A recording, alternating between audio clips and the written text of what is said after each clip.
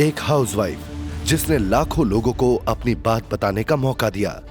Coral लोरेंसन उन कुछ लोगों में से थी जिन्होंने आकाश में देखी जा रही अजीब चीजों की जांच शुरू की थी। एक वैज्ञानिक जिसने एक क्रैश्ड यूएफओ के बारे में चौंका देने वाले सबूत ढूंढ निकाले। स्टैंटन फ्रीडमैन वो पहले शख्स थे जिन्होंने दुनिया को रॉसवेल के बारे में बताया। एक एस्ट्रोनॉमर जिसने यूएस मिलिट्री के लिए हर स्पेस इवेंट को डॉक्यूमेंट किया। मेरे पिता को ये पूरा भरोसा है कि ऊपर कुछ तो ऐसा जरूर है जिसे इग्नोर नहीं किया जाना चाहिए। Ancient astronaut theorist Giorgio Tsoukalos, लेखक डेविड चिल्ड्रेस और पूर्व British defence officer Nick Pope एक साथ आकर इन रिसर्चर्स, इन्वेस्टिगेटर्स और विसल ब्लोअर्स के द्वारा किए गए ऐसे कामों को रिव्यू करेंगे जिन्होंने साइंटिफिक दुनिया को चुनौती दी और उसको हिला कर रख दिया। जैक वेले के बिना शायद आज हम ये डिस्कशन ही नहीं कर रहे होते। लेकिन क्या इस कहानी का आखिरी चैप्टर लिखा जाना बाकी है? और क्या उसके खत्म हो जाने से ये शक भी खत्म हो जाएगा कि पृथ्वी पर परग्रही आते जाते रहते हैं? आप जानते भी नहीं होंगे कि ये सारी बातें शायद हमें सच में कितने करीब ले जाएंगी। यूनिवर्स में एक दरवाजा है जिसके पार सब कुछ साफ हो जाता है। वो दरवाजा हमें अपने द्वारा सीखी हर बात पर सवाल उठाने को कहता है। सबूत ठीक हमारे सामने है और हमारा भविष्य हमारे ठीक सामने है। हम ना तो अकेले हैं और ना ही कभी अकेले थे। साइंस डॉक्यूमेंट्रीज पेश करता है द यूएफओ फिनोमेनन। मैं यहाँ आप लोगों के साथ यूएफओ संबंधी घटनाओं पर चर्चा करने के लिए काफी एक्साइटेड हूँ। ब्रह्मांड का संतुलन सच में बदल चुका है, क्योंकि 20 साल पहले यूएफओ जैसी हर बात को सिरे से नकार दिया जाता था। इसलिए मुझे लगता है कि हम सब काफी अच्छे समय में जी रहे हैं। जी बिल्कुल, और ये सब बातें एक बहुत ही इंटरकनेक्टेड स्टोरी का हिस्सा है। सरकारें अब खुद ही इस बात को मानने लगी हैं और जोर दे रही हैं। मुझे लगता है कि एलियंस का इस संतुलन को हिलाने में काफी बड़ा हाथ है, क्योंकि अब जाकर लोग अपने द्वारा देखे गए एलियंस के किस्सों और अनुभव पर बात कर रहे हैं। अब चीजें हमारी तरफ हो रही हैं और मुझे लगता है अब यूएफओस के क्षेत्र में जो भी हो रहा है उसका सीधा संबंध हमारे इतिहास से है। वैसे यूएफओ घटनाएं हजारों सालों से चली आ रही हैं। काफी सारे हिस्टोरिकल टेक्स्ट में उनका जिक्र है। मिडिल एजेस की भी काफी सारी प्रतिलिपियों में आपको एलियंस और यूएफओस मिल जाएंगी। जैसे न्यूरेमबर्ग या बासल में ऐसी अजीब चीजों के चित्र हैं जिन्हें ऊपर देखा गया। जाहिर सी बात है तब कैमरे नहीं थे, इसलिए लोग चित्र बनाते थे। और आज हम ये सब इसलिए कर पाते हैं क्योंकि हमारे पास टेक्नोलॉजी है। जब से इतिहास लिखा जा रहा है तब से लोगों ने ऊपर उड़ने वाली अजीब चीजों का जिक्र किया है और उन्हें हजारों सालों से किस्सों, कहानियों और आर्ट वर्क के द्वारा जिंदा रखा गया है। लेकिन फिर 1849 में फ्रेंच आर्टिस्ट लुई डगैर ने दुनिया को एक नई टेक्नोलॉजी दी। उसका नाम था डुगेरोटाइप। ये एक तरह का कैमरा ही था जिसकी वजह से तब लोग अपने द्वारा देखी गई चीजों की एक क्लियर इमेज दूसरों को दिखा सकते थे। इसके ठीक 3 दशकों बाद दुनिया को कथित रूप से अपनी पहली यूएफओ फोटो मिली। 1870 में यूएफओ की जो पहली तस्वीर हमें मिली वो माउंट हैम्पशायर के ऊपर घूम रहा एक सिलेंड्रिकल शिप था और इसी वक्त दुनिया में फोटोग्राफी की बस शुरुआत हुई थी। आप माउंट हैम्पशायर की इन 2 तस्वीरों को देखें और अब ध्यान से इस सिगार जैसी आकृति को देखें। और इस वक्त ऐसी और भी रिपोर्ट्स आने लगी थी। इस फोटो की सच्चाई पर सवाल उठे थे, मगर ये रियल है। 18वीं और 19वीं सदी में जैसे टेक्नोलॉजी में विकास हुआ है, वैसे ही इंसानों में कई अनसुलझी बातों को जानने की इच्छा भी बढ़ी। आसमान में दिख रही अजीब चीजों को भगवान से जोड़ने के बजाय कुछ लोगों ने इसे वैज्ञानिक रूप से समझने की कोशिश की और उन्होंने निष्कर्ष निकाला कि हमारी दुनिया में बाहर से भी कोई आता है और उसके पास काफी एडवांस टेक्नोलॉजी है। चार्ल्स फोर्ट नाम के अमेरिकी लेखक और रिसर्चर ने सबसे पहले इस संभावना को और विस्तार से समझा। लोग आसमान में दिख रही अजीब चीजों और रोशनियों की बातें लिखते आ रहे थे, लेकिन फोर्ड वो पहले शख्स थे जो इन सभी कहानियों को साथ ले आए। अपनी किताबों में वो उस वक्त की वैज्ञानिक धारणाओं और कहानियों को जोड़कर उनके लूप होल्स निकालते और इस तरह उन्हें कई नई और आश्चर्यजनक बातें पता चली। 1919 में the book of the damned नाम की अपनी किताब में उन्होंने यूएफओ से जुड़े कई हैरान कर देने वाले किस्सों को लोगों के आगे रखा। उनका सीधा सा मतलब यह था कि जो भी किस्से और डेटा उन्होंने अपनी किताब में डाला उसे उनके तत्लकीन वैज्ञानिक समाज ने खारिज कर दिया था या वो उस पर गौर ही नहीं करना चाहते थे। आज भी जब आकाशीय घटनाएं साइंस के द्वारा नहीं समझाई जा पाती, उनके लिए फोर्टियन शब्द का इस्तेमाल होता है। लेकिन फोर्ट की लिखी बात को थोड़ा बेहतर समझने के लिए वैज्ञानिकों को 25 साल और एक विश्व युद्ध तक रुकना पड़ा। ज्यादातर यूएफओ इवेंट्स दूसरे विश्व युद्ध के बाद ही नोटिस किए जाने लगे।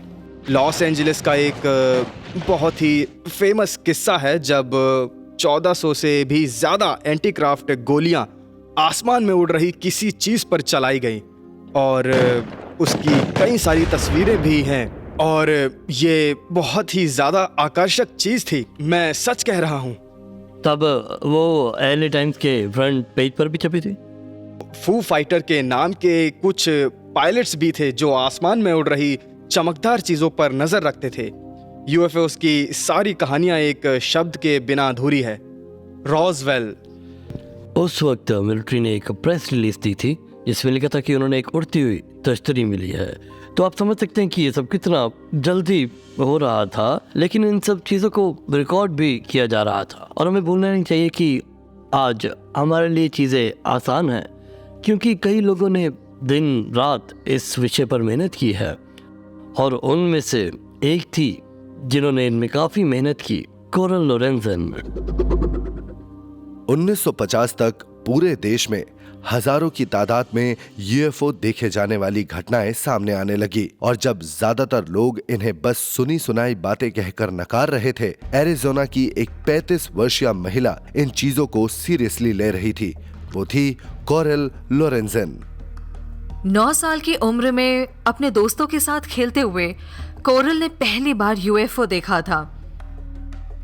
उन्होंने कहा था कि वो यूएफओ एक बिना तारों वाले पैराशूट जैसा था। उनका उद्देश्य इन सारी चीजों को जितना हो सके वैज्ञानिक आधार देना था क्योंकि उन्हें यकीन था कि जो उन्होंने देखा था वो कोई छलावा नहीं था। अपने घर से ही कोरल ने अपने पति जिम के साथ एरियल फिनोमेनन रिसर्च ऑर्गेनाइजेशन यानी एप्रो बनाई। ये यूएफओ घटनाओं की जांच करने वाली पहली एजेंसी थी। अपने थोड़े से संबंधों और एक टेलीफोन की हेल्प से कोरल ने देश भर से यूएफओ के संबंध में ढेर सारी कहानियां बटोर ली और हर कहानी में बताए जा रहे मौसम के हालातों को वहां की लोकल एजेंसी से भी कंफर्म करने लगी ताकि कहानियों का सच पता चले। वो अमेरिका भर के यूएफओ इवेंट्स और उनके बर्ताव के बीच एक कॉमन लिंक ढूंढ रही थी।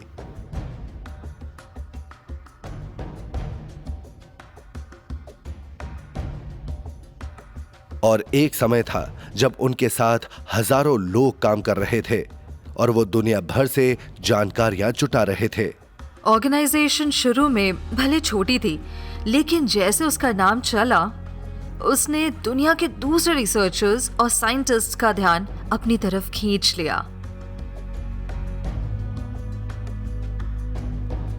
अपने वक्त की सबसे सक्षम नॉन मिलिट्री एजेंसी बनाने वाली कैरोल ने 3 दशकों तक एप्रो को चलाया, लेकिन 1988 में उनकी मृत्यु के साथ ये संस्था भी थम गई। उन्होंने हजारों लोगों के साथ उस संस्था को चलाया और कड़ियों को जोड़ने का काम किया। उनके यूएस के अलावा कई दूसरे देशों में प्रतिनिधि होते थे। भले ही 1988 में वो रुक गए, लेकिन मुफोन यानी म्यूचुअल यूएफओ नेटवर्क भी उसी संस्था का एक नया रूप बनके वो दुनिया भर में हो रहे अलग अलग यूएफओ इवेंट्स को एक साथ जोड़ रही थी। उस वक्त एयरफोर्स के अधिकारियों का उनके साथ कैसा बर्ताव होता था? क्या वो उनसे बात करते थे या उन्होंने कठोर रुख अपनाया था?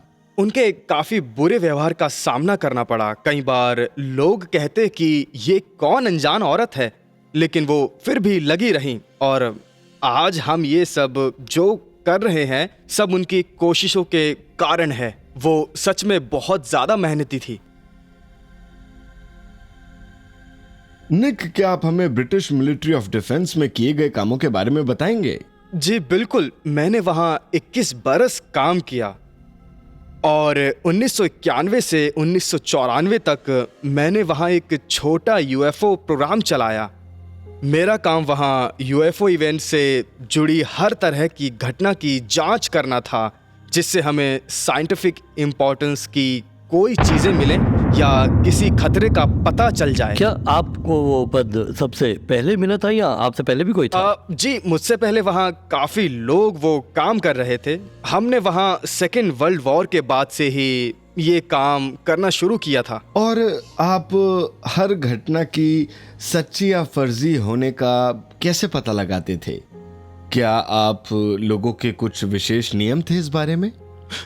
ये एक सच में बहुत ही चुनौती भरा काम था हमारे लिए, पर हमने कुछ प्रोटोकॉल्स फॉलो किए हुए थे। जो हमारे कुछ सेट रूल्स हुआ करते थे, जिन्हें अमेरिकियों से प्रेरणा लेकर डॉक्टर जे एलन हाइनेक ने बनाया था।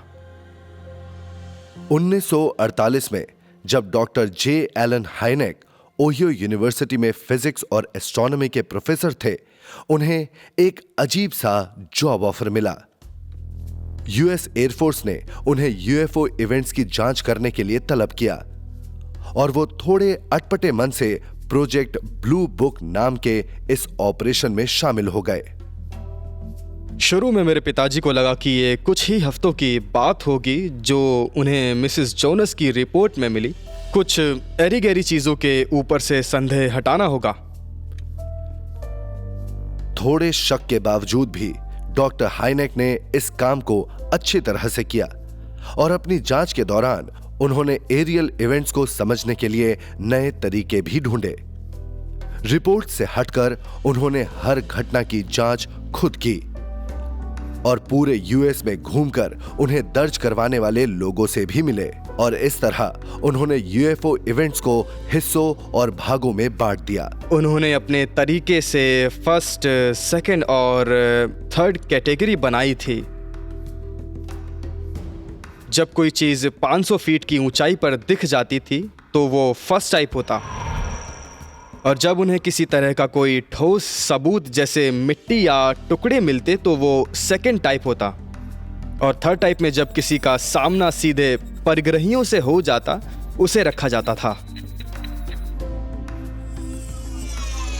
डॉक्टर हाइनेक की इस अद्भुत तरकीब ने परग्रहियों से संबंधित कई कहानियों को खारिज करने में उनकी हेल्प की, लेकिन अपनी स्टडी की हुई 12,000 घटनाओं में से भी वो 701 का निष्कर्ष नहीं निकाल पाए।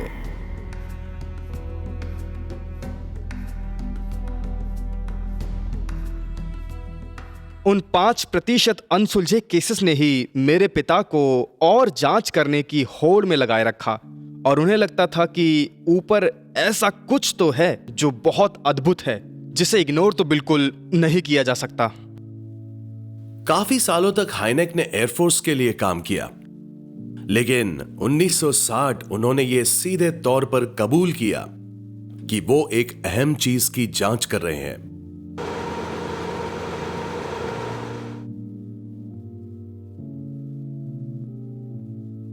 और इस बात से एयरफोर्स को थोड़ी आपत्ति होने लगी थी, क्योंकि वो दशकों से लगातार ऐसी चीजों को नकारते आ रहे थे।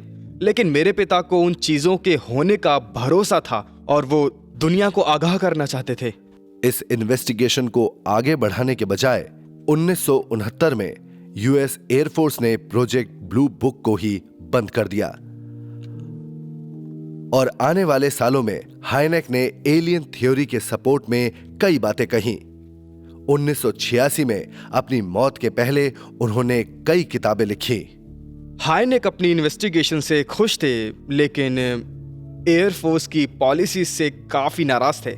आर्मी किसी भी तरह से लोगों को वो एक्स्ट्रा टेरेस्ट्रियल के बारे में नहीं बताना चाहती थी, जो कि बिल्कुल सही है। हाँ, और उनका काम भी शायद सीक्रेट चीज़ों को खोजना था। उसके लिए उन्हें अनुमति की ज़रूरत होगी, जैसे आपको अनुमति मिल जाती थी, लेकिन फिर भी ऐसी कई चीज़ें होंगी जिसके बारे में उन्हें बात करने की मनाही थी। आपको क्या लगता है?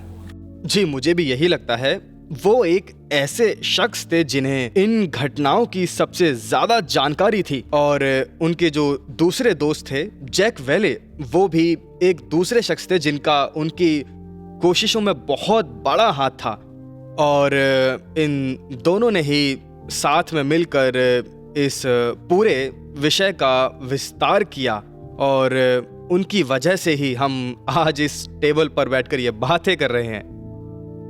जैक वेले ने अपनी खोज में लोक कथाओं का सहारा लिया। वो पहले ऐसे शख्स थे जिन्होंने सालों से चली आ रही लोक कथाओं और एलियंस के बारे में बनी कहानियों के बीच समानताएं खोजी हैं। मेरा आधा परिवार ऑस्ट्रिया से है और वहाँ ऐसी कई लोक कथाएं हैं जिनमें एक चरवाहा अचानक यूं सो जाता है कि वो हफ्तों तक नहीं उठता, लेकिन उसके दिमाग में वो सिर्फ 2 घंटों के लिए ही सोया होता है।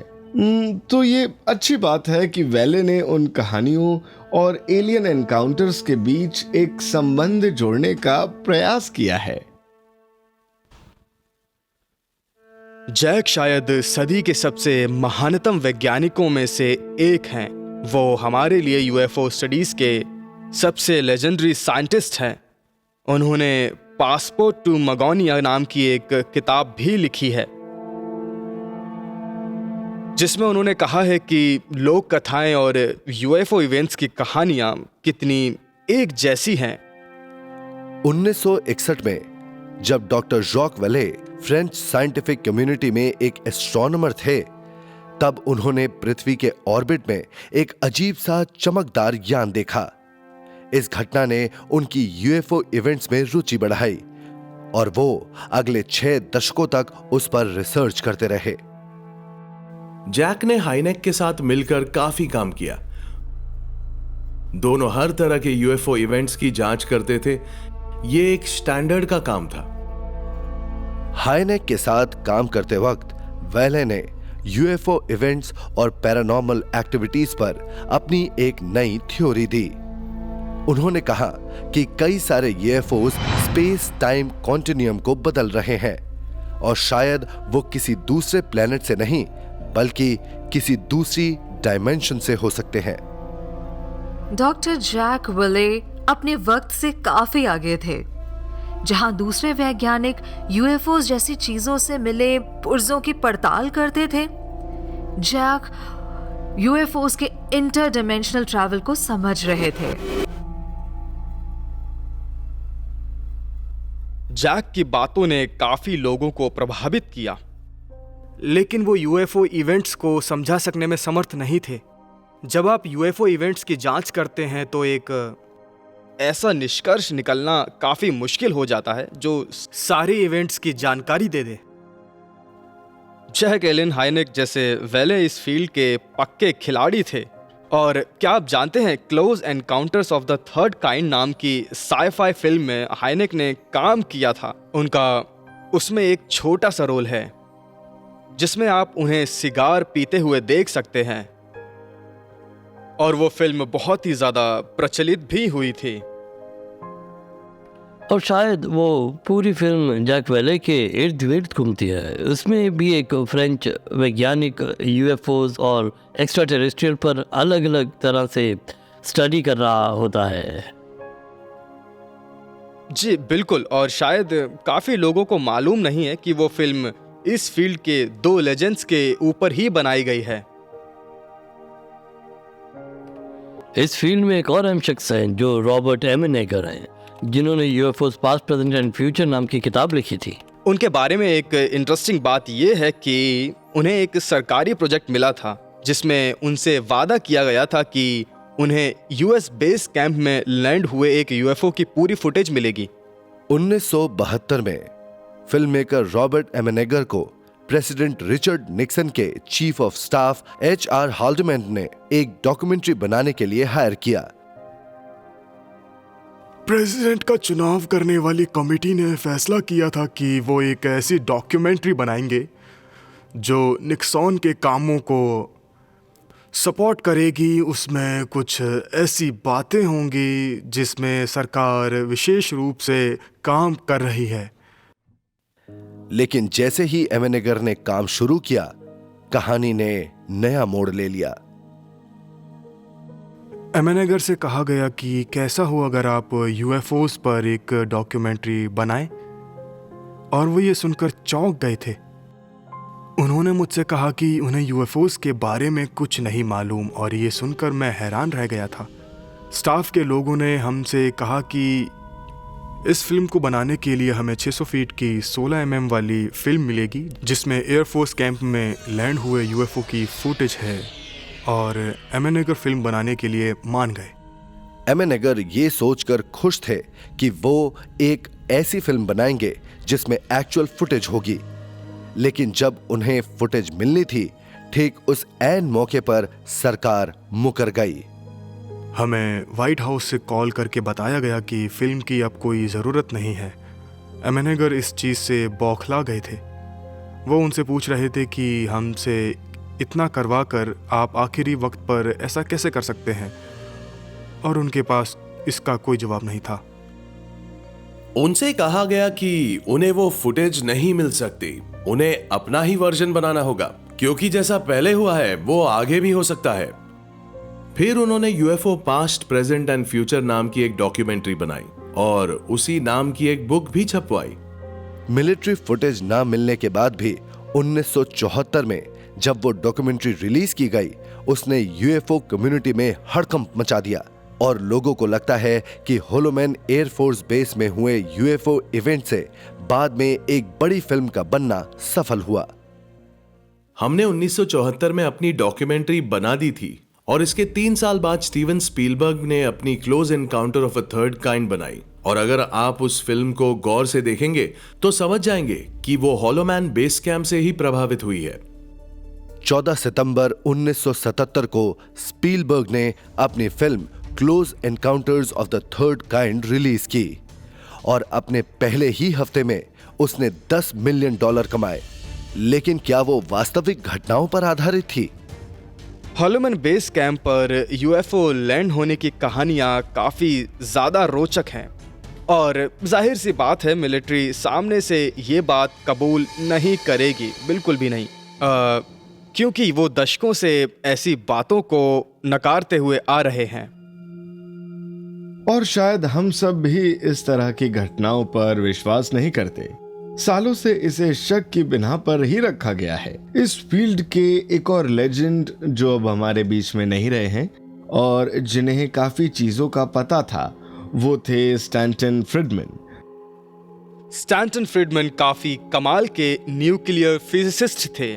मेरे पास ठीक ठाक आंकड़ा तो नहीं है, मगर उन्होंने अपने करियर में स्कूल, कॉलेजेस और तमाम जगहों पर इस विषय में हजारों प्रेजेंटेशंस दी हैं, और लोग उनकी प्रेजेंटेशन से बहुत ज़्यादा प्रभावित होते थे, और उन्होंने अपनी बातों से काफ़ी लोगों को प्रभावित भी किया है। और मैं आपको एक बात बता दूं, और उनमें से सबसे अहम जो थी वो थी रॉजवेल।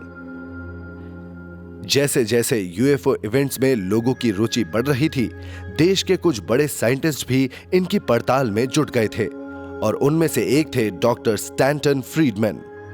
उनकी पड़ताल में सबसे अहम प्रोजेक्ट 1947 में न्यू मैक्सिको के रॉजवेल में किया गया था, जब कथित तौर पर एक यूएफओ वहां क्रैश हुआ था और सेना ने उसे कवर अप कर दिया था। स्टैंटन फ्रीडमैन वो पहले शख्स थे जिन्होंने दुनिया को रोजवेल के बारे में बताया। मेजर जेसी मार्शल रोजवेल में आर्मी के हेड थे। वो और brigadier general Roger Ramey 8th air force के हेड थे, जिसका काम था रोजवेल से क्रैश हुए सामान को टेक्सास लाना ताकि उन्हें मीडिया को दिखाया जा सके।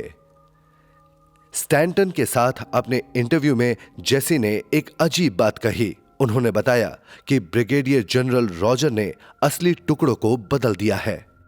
मेजर जेसी ने खुद रॉजर को उन टुकड़ों को बदलते देखा था और उन्हें झूठ बोलने के लिए आदेश दिया गया था। तो इस तरह से स्टैंटन वो पहले शख्स बने जो इस चीज की तह तक पहुंचे और लोगों को इस बारे में बताया। स्टैंटन ने शक जाहिर किया कि आर्मी एक्स्ट्रा टेरेस्ट्रियल से जुड़े सबूतों पर पर्दा डाल रही है और ये एक बहुत बड़ा षड्यंत्र है।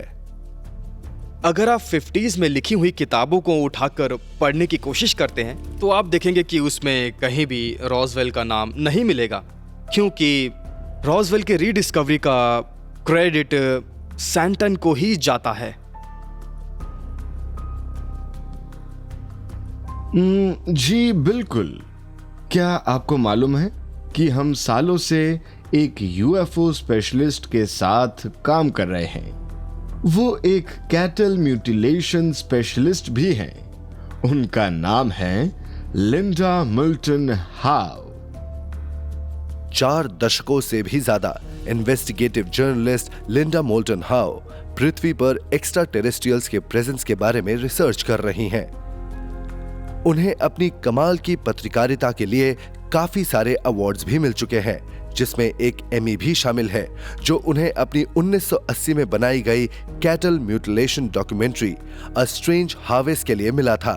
आज वो earthfiles.com नाम की साइट की एडिटर है, जिसमें दुनिया भर में हुई यूएफओ संबंधी घटनाओं का ब्यौरा है।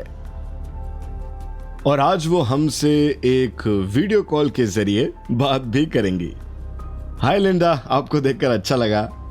हेलो, मुझे भी आपको देखकर तो अब अच्छा आप लग रहा हमें है। इस फील्ड में आपकी शुरुआत कैसे हुई उसके बारे में बताइए।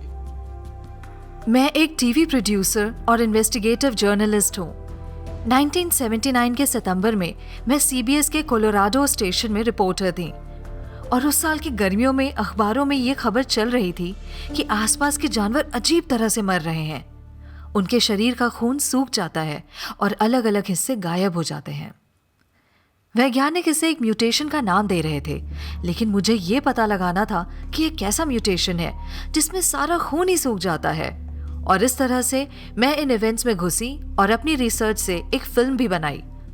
ये एक अलग और अजीब तरह का म्यूटेशन था जिसमें सभी जानवरों के बॉडी में एक ही तरह के अंग, कान, आंखें, जीभ, जबड़े, गुप्त अंगों से टिश्यू गायब हो रहे थे। और इस तरह की चीज ने आसपास के चहवारों और पशुपालकों को परेशान कर दिया था, क्योंकि जहां से भी चीजें अलग की गई थी वो हिस्से और वहां की हड्डियां बुरी तरह से गल जाती थी। तो क्या ऐसा करने के लिए किसी बाहरी टेक्नोलॉजी की मदद ली गई होगी? मुझे जानना है कि आपकी जितनी भी रिसर्च में आपने जिन पशुपालकों, पत्रकारों और अन्य लोगों से बात की, उन बेसिस पर आपका मत क्या है?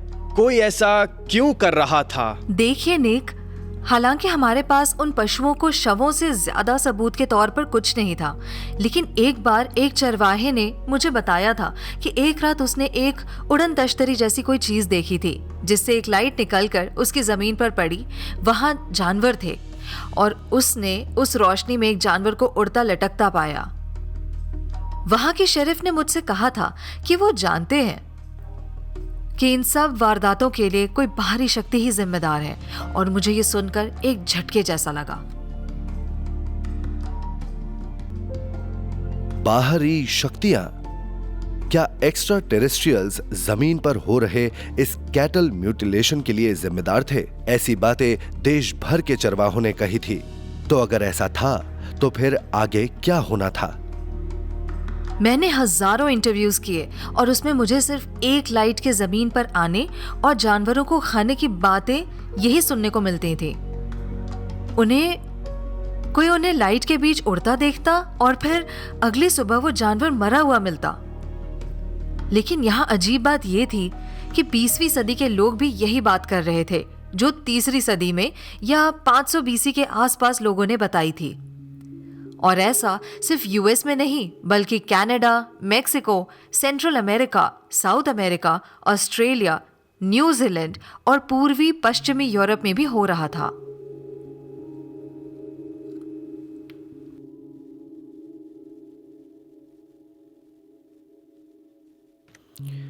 FBI की माने तो 1970 से कैटल म्यूटिलेशन के हजारों केसेस दर्ज किए जा चुके हैं। लिंडा की इस इन्वेस्टिगेटिव रिपोर्टिंग ने यूएफओ स्टडी कर रहे लोगों को थोड़ा हटकर सोचने को मजबूर किया कि शायद परग्रही हमें सिर्फ देखने के लिए नहीं आते हैं, उनका हमारे प्लेनेट को लेकर कुछ दूसरा प्लान भी हो सकता है।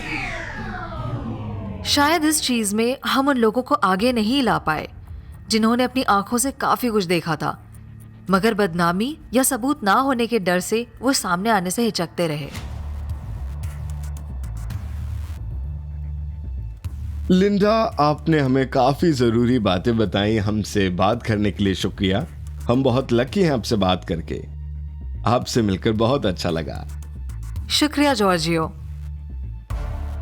पहली ऐसी रिपोर्टर रही जो इस मामले की तह तक पहुंची और वो उन जगहों पर गई, लोगों से बात करी, उन्हें फोन किया। अब उनकी बातें यूएफओ इवेंट्स और परग्रहियों के होने की बातों को और पुख्ता कर देती है। वो सब एक कल्पना भर नहीं है, परग्रही सच में हमें प्रभावित कर रहे हैं।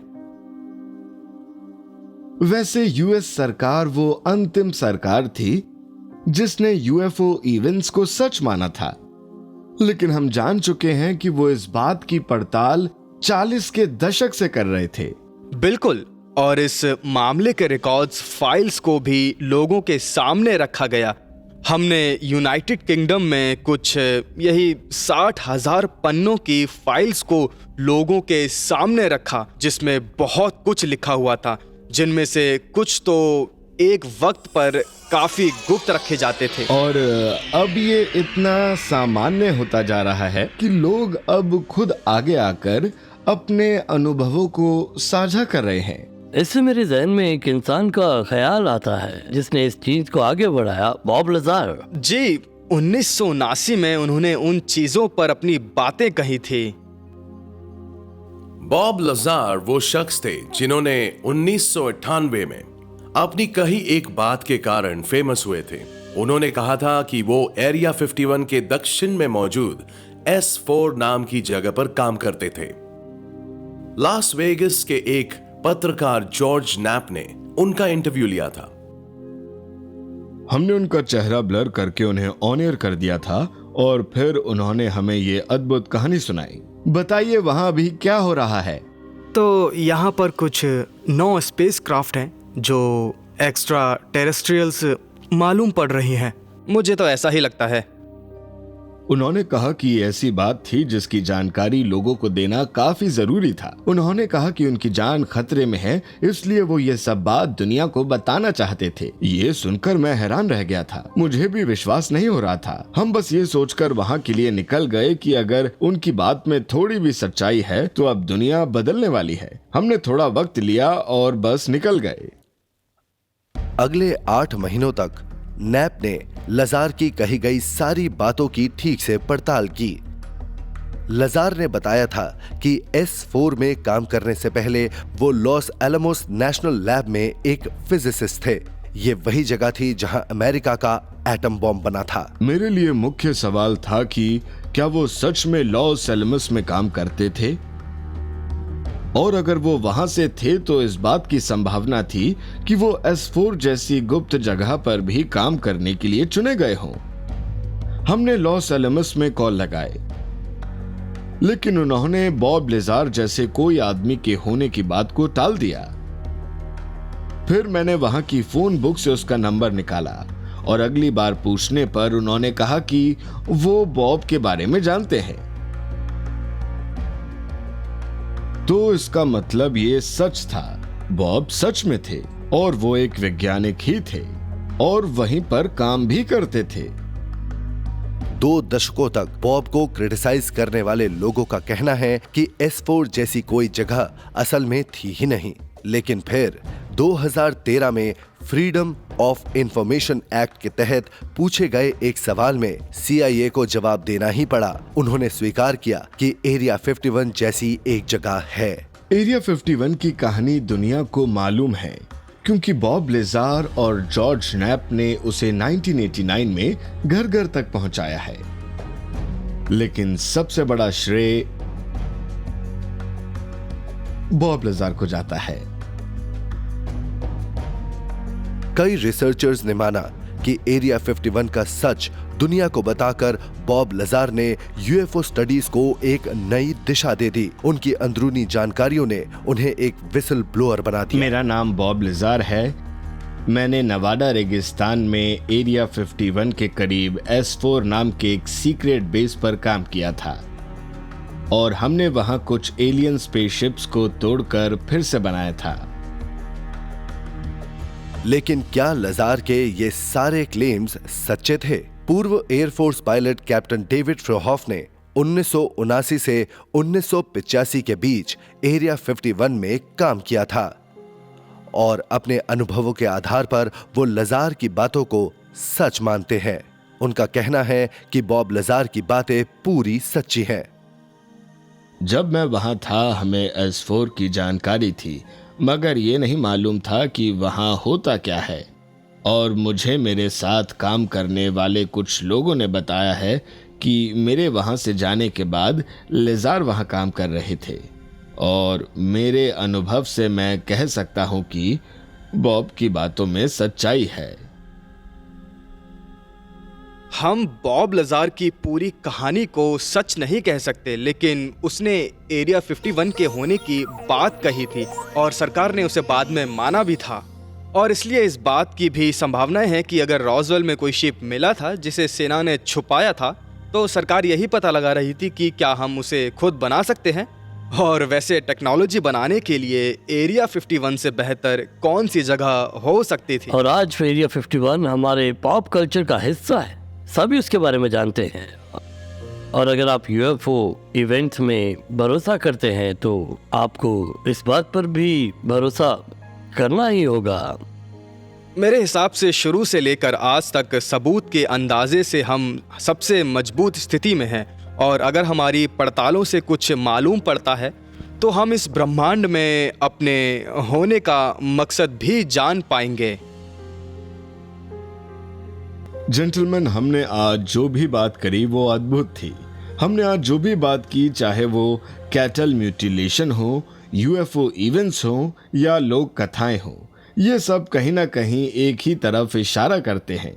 और अगर हम यूं ही चलते रहे तो शायद एक दिन हम इन सब का सच भी जान ही लेंगे। इन मामलों की हर रिपोर्ट में कुछ ना कुछ कॉमन है और जब आप इन्हें मिलाकर देखते हैं, इन घटनाओं के होने को झुठला नहीं सकते। जी हाँ, और हम जल्द ही कुछ नया भी ढूंढने वाले हैं। हमारे पास मिलिट्री पायलट्स और रडार ऑपरेटर्स अधिकारियों के बयान हैं जिसमें वो इन घटनाओं और इनसे जुड़े मिशंस की बातों को कबूल कर रहे हैं। हमारे पास सीक्रेट डॉक्यूमेंट्स हैं। तो ये तस्वीर साफ होने की शुरुआत है। क्या ये तस्वीर और ये सच पहले ही साफ हो चुका था? क्योंकि सरकार को लगातार इसके बारे में जानकारी मिल रही थी। दिसंबर 2020 में पूर्व CIA प्रमुख जॉन ब्रेनन ने एक इंटरव्यू में UFOs के बारे में एक हैरत अंगेज बात कह डाली। मेरे ख्याल से कुछ सवालों के जवाब चाहकर भी नहीं ढूंढे जा सकते। हमने बड़ी कोशिशें की मगर हम कामयाब नहीं हुए और हम मानते हैं कि इसमें परग्रहियों का हाथ हो सकता है। हम वक्त के उस दौर में हैं जहां UFO स्टडीज को एक नई दिशा और गति मिल सकती है। हमें उन उड़ते ऑब्जेक्ट्स के बारे में कुछ मालूम नहीं है, लेकिन हमारे पास इनके होने के सबूत हैं। लोग हैं जो गवाही दे रहे हैं, इसलिए शक की कोई गुंजाइश नहीं बचती है।